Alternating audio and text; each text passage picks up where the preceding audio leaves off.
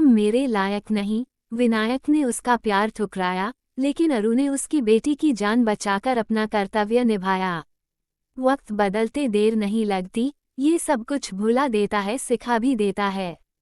बुरा वक्त तो सबका आता है, कोई बिखर जाता है और कोई निखर जाता है। इसी सोच की जमीन पर निर्भय होकर मैं लौट आई थी लंदन से। विश्वास था कि आज तुम्हारा वक्त है, कल मेरा भी होगा। तुम जो आज खुद को बादशाह समझ रहे हो, एक दिन समय के सताए, समय के हाथों दुराए, अकेलेपन से घबराए जरूर लौटकर आओगे मेरी चौखट पर, भीख मांगते हुए इस उम्मीद से कि मैं तुम्हें माफ कर दूंगी। एक नन्हे से बच्चे थे तुम, की गलती भी करो और माफी भी चाहो। आज मेरी उम्र 52 साल हो गई है। वही लावण्य, वही मासूमियत, वही पवित्र हंसी हाथों पर नैसर्गिक झर रही है, जिस पर तुम मुग्ध होकर कहा करते थे हंसी फूलों को आती है जब तुम मुस्कुराती हो। हमारी दुनिया बदल जाती है तुम्हारी मुस्कुराहट के आगे, भला क्या चांद की रौनक हुजूर।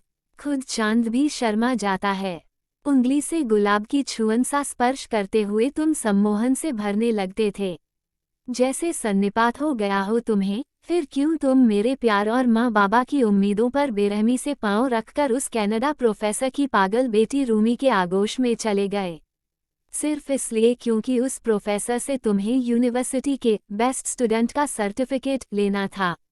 तुम भूल गए थे कि जिस सच्चे प्यार की कब्र पर अपने सुखों का महल बनाने चले हो, वो महल कितने दिनों तक टिका रह सकता था। लहूलुहान हृदय से निकली आग तुम्हें सुख भी कैसे दे सकती थी? लाख कोशिशों के बावजूद अतीत की कई भूली बिसरी यादें एक के बाद एक मेरे सामने साकार होती जा रही हैं। विनय थे तो तुम सीतापुर गांव के एक गंवार ही न। जरा सोचो, अगर तुम्हें बाबा अपने साथ गांव से यहाँ न लाए होते तो तुम क्या कभी भी इस मुकाम पर पहुंच सकते थे जहां तुम आज पहुंच चुके हो? तुम्हें तो न बात करने का ढंग आता था, न उठने बैठने का शऊर। चेहरे पर हर समय अनाथों जैसी मासूमियत छाई रहती थी। माँ ने तुम्हारा व्यक्तित्व निखारा और बाबा ने तुम्हें अक्षर ज्ञान का पाठ पढ़ाया। जरा सोचकर सच सच कहना, उन दोनों ने कभी भी मुझमें और तुममें भेदभाव भी किया? हाँ, एक श्रेय मैं तुम्हें भी देती हूँ कि मेरे जैसी नटखट और खिलंदई स्वभाव वाली लड़की को अगर शिक्षा का महत्व किसी ने सिखाया तो वो तुम थे। वो तुम ही थे जिसने अपने खाली समय में मुझे अपने साथ बिठाकर मेरी हर कठिनाई का हल सुझाया। मेरा कोई बहाना, किसी तरह की लापरवाही तुम्हें जरा बर्दाश्त नहीं होती थी। दिन रात एक साथ उठते बैठते, खेलते पढ़ते पढ़ाते, कब हम दोनों एक दूसरे के करीब आते गए पता ही नहीं चला। मेरी आंखों में चुलबुलेपन की जगह शर्मोहया ने ले ली। तुम्हारी एक आहट से ही मेरे दिल की धड़कनें बढ़ जाती थी। पर्दे के पीछे छिप छिप कर तुम्हारी सलोनी सूरत को निहारना और तुम्हारे सामने पड़ते ही नजरें झुकाकर वहां से दूर हट जाना आज भी याद है मुझे। संजीदगी का आवरण ओढ़े हम दोनों एक दूसरे से दूर रहने की कोशिश करते तो थे, पर जल्द ही मिलन की तड़प दोनों के दिलो दिमाग पर छा जाती और हम फिर से मिलने के बहाने ढूंढने लगते। मुझे तो सब कुछ याद है, तुम्हारी अच्छाइयाँ भी और बुराइयाँ भी, लेकिन तुम सब कुछ भूल गए। हर वो लम्हा जो हम दोनों ने एक साथ गुजारा था, साथ रहने की कस्में खाई थीं। तुम तो ये भी भूल गए कि तुम्हें डॉक्टर बनाने के बाद बाबा आधुनिक उपकरणों से सुसज्जित एक ऐसा हाई-टेक हॉस्पिटल खोलना चाहते थे जहां गरीबों का मुफ्त में इलाज करवाया जा सके। हॉस्पिटल का निर्माण कार्य भी शुरू हो गया था। हम दोनों की करीबी को देखते हुए भूमि पूजन के दिन ही बाबा ने हमारी सगाई का ऐलान भी कर दिया था। वो तो बाद में पता चला कि तुम तो भारत में रहकर गरीबों की सेवा करने के बजाय कनाडा जाकर हायर एजुकेशन पाने करने की योजना पहले ही बना चुके थे। सगाई के बाद जब सभी मेहमान विदा हुए तो मैंने महसूस किया तुम कुछ कहना चाह रहे हो। कुछ देर बाद तुमने बेहद स्पष्ट और सधे हुए शब्दों में अपने मन की बात कह भी दी थी, रूमी देखना, एक दिन तुम सफल सर्जन बनोगी। मैं जोर से खिलखिलाकर बोली, विनय, लगता है तुम्हें दिन में सपने देखने की आदत है।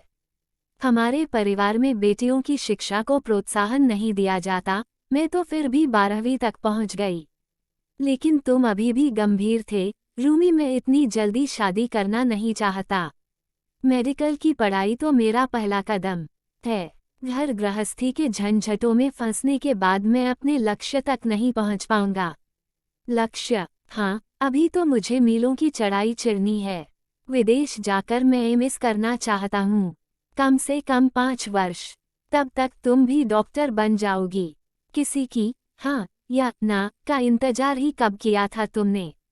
बाबा के रूप में मुफ्त की टकसाल तो तुम्हें शुरू से ही मिली हुई थी। कॉफी पियोगे विनय? वही आत्मीय स्वर है मेरा, पर इसमें छिपी मिठास लुप्त हो चुकी है। तुम्हारे होंठों पर चुप्पी पसरी हुई है। मैं जानती हूँ तुम्हारी इस चुप्पी का रहस्य। तुम अभी भी मुझसे उसी निष्ठा, उसी समर्पण की उम्मीद लगाए बैठे हो जो मेरे स्वभाव में सहज रूप से ही तुम्हें उन दिनों मिल जाया करती थी। लेकिन इतने बड़े अंतराल के बावजूद तुम कैसे सोच सकते हो ये सब? तुम क्या समझते हो कि तुम्हारे चेहरे की नमी, आंखों की याचना मुझे द्रवित कर देगी? नहीं, बिल्कुल नहीं। इतने दिनों बाद तुम्हें मेरी याद आई है। उस वक्त कहाँ थे तुम जब हर बार झूठी तसल्ली और अगली बार शादी का झूठा आश्वासन देकर वापस कनाडा लौट जाते थे? 12वीं के बाद मैंने कैसे प्रतियोगी परीक्षाओं की तैयारी की, कभी पूछा तुमने? हर सेमेस्टर पर मैं टॉप पर रही, लेकिन तुमने मुझे कभी भी मुबारक के 2 शब्द नहीं कहे। एक बार सोचा तो होता कि कैसा लगा होगा मुझे जिस दिन बाबा के मित्र ने लंदन से वापस लौटकर बाबा को तुम्हारे लंदन प्रोफेसर की बेटी से विवाह करने की बात बताई थी। माँ ने तो उसी समय दम तोड़ दिया और बाबा बिस्तर के होकर रह गए। मुझे तो भरोसा ही नहीं हुआ। मैं खुद लंदन पहुंच गई सच जानने के लिए, लेकिन तब तक तो तुम एक बेटी के पिता भी बन चुके थे। मैं मानसिक अवसाद से बुरी तरह घिर गई थी। हर बार मेरे मुंह से ये ही शब्द निकलते थे, विनय ऐसा नहीं कर सकता, कभी नहीं कर सकता। मेरी हालत दिन ब दिन बिगड़ती ही जा रही थी। वो तो डॉक्टर सूरज मुझे मिल गए जिन्होंने मुझे सहारा दिया, जीने की राह दिखाई। अगर वो मुझे न मिले होते तो शायद मैं अब तक जिंदा लाश बन गई होती। विनय, एक समय ऐसा भी था जब तुम्हारे विश्वासघाती चेहरे को मैंने अपने बराबर खड़ा किया और समझाया खुद को कई दिनों, महीनों, सालों तक। शायद तुम्हें मुझसे सच्चा प्रेम था ही नहीं। अगर होता तो इस तरह जाते क्या तुम मुझे वीराने में छोड़कर? तब सोचकर कोसा था खुद को। तुम्हारी आंखों में छिपी महत्वाकांक्षा और उस महत्वाकांक्षा से उपजा स्वार्थ क्यों नहीं नजर आया मुझे? अब तुम आए हो अपनी बेटी को लेकर। तुम क्या समझ रहे हो मैंने तुम्हारी बेटी की मेडिकल रिपोर्ट नहीं देखी? देखी है और ध्यान से उन रिपोर्ट्स और एक्सरेस का विवेचन भी किया है। अपने पति सूरज और तुम्हारे बीच कल शाम चल रहे वार्तालाप को सुना है। जानती हूँ तुम्हारी बेटी को ब्रेन ट्यूमर है और जिस हिस्से में ट्यूमर है उसका ऑपरेशन सिर्फ और सिर्फ मैं ही कर सकती हूँ, क्योंकि भारत की चंद डॉक्टरों में एक डॉक्टर मैं भी हूँ जो ऐसे ऑपरेशंस करती है, और मेरे ऑपरेशंस का सक्सेस रेट 100% ही होता है। लेकिन मैं ये ऑपरेशन नहीं करूँगी, कदापि नहीं। क्यों मैं पालूँ इतने आदर्श? इन आदर्शों को पालकर मुझे मिला भी क्या है? मेरे माँ बाबा चले गए। मेरा कसूर सिर्फ इतना ही था न कि मैंने तुमसे प्यार किया था। बूंद भर पानी भी नहीं था जिससे बुझा पाती मैं अपने जलते मन की प्यास। विनय चला गया। उस शाम न मैंने चाय पी न ही रात में डिनर ही किया। सुबह उठी तो सिर दर्द से फटा जा रहा था। सूरज मेरे सामने खड़े थे। मैं उनके कंधे पर सिर रखकर रोती रही, सिसकती रही। सूरज मेरे आंसू पोंछते रहे। मैं ये ऑपरेशन नहीं करूँगी सूरज, मुझसे नहीं हो पाएगा ये सब। रूमी, तुम्हारी बातों से अहम की बू आ रही है। जरा सोचो तो सही, इस पूरे प्रकरण में उस नन्ही सी बच्ची का क्या दोष? क्या एक डॉक्टर होने के नाते उस बच्ची को बचाना तुम्हारा कर्तव्य नहीं है? तुम एक डॉक्टर हो, ये मत भूलो कि डॉक्टर जीवन दान देता है। सांसों का अस्वाभाविक उतार चढ़ाव शुरू हो गया। नजर इधर उधर फैली एक्सरे रिपोर्ट और खाकी लिफाफों पर ठहर गई थी। मस्तिष्क के तंतुओं में झनकार शुरू हो गई। सोच रही थी कितना अंतर है विनय और सूरज में। एक ने मेरे मन के जुड़े तारों को तिनके के समान बिखेर दिया, तो दूसरे ने मेरे टूटे हुए दिल पर अपने प्यार का मरहम लगाकर उसमें नई चेतना का संचार कर दिया। मुंह से अचानक निकला, सूरज तुम सही कहते थे, प्रेम तो अनुभूति का विषय है। प्रेम प्रतिदान या बदला नहीं चाहता। प्रेम देने का नाम है, लेने का नहीं। मैं चुप रही। सूरज मुझे निरंतर समझा रहे थे। कहते हैं समय अपना कर्ज मांगता है और इंसान को अपना कर्ज चुकाना पड़ता है समय ब्याज के। शायद उसी कर्ज को चुकाने के लिए विनय अपनी बेटी के जीवन कोई भीख मांगने तुम्हारे पास आया है। मेरे चेहरे पर मुस्कुराहट फैल गई थी।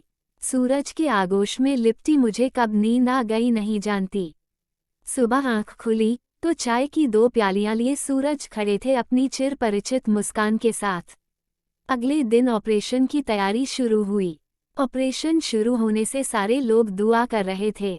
2 घंटे के बाद ऑपरेशन थिएटर से निकली तो सारे लोग खुशी से मुझे मुबारकबाद दे रहे थे। ऑपरेशन कामयाब होने के लिए विनय अपनी बेटी को लेके लंदन चला गया और मैं अपने सूरज के साथ अपनी जिंदगी हंसी खुशी से बिताने लगी। सच कहते हैं जो जैसा करता है वैसे भरता है। आपको कहानी कैसे लगी हमें कमेंट करके ज़रूर बताएं और हमारे चैनल को सब्सक्राइब कर ले ताकि हमारी सारी वीडियो आपको मिलती रहे। तब तक के लिए खुश रहे। धन्यवाद। शुक्रिया। चैनल को सब्सक्राइब कर ले।